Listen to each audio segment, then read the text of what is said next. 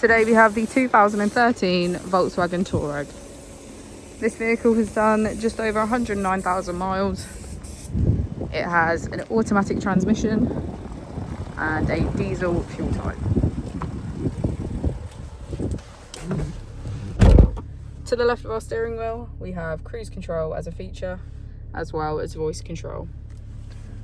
On our screen, we can access radio, media, navigation, traffic reports, setup,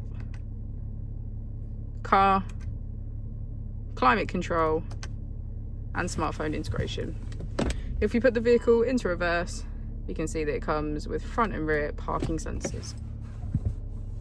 Just below our screen, we have our AC with heated seats on either side. As we go into the back of the vehicle, we can see that it has a full leather black interior.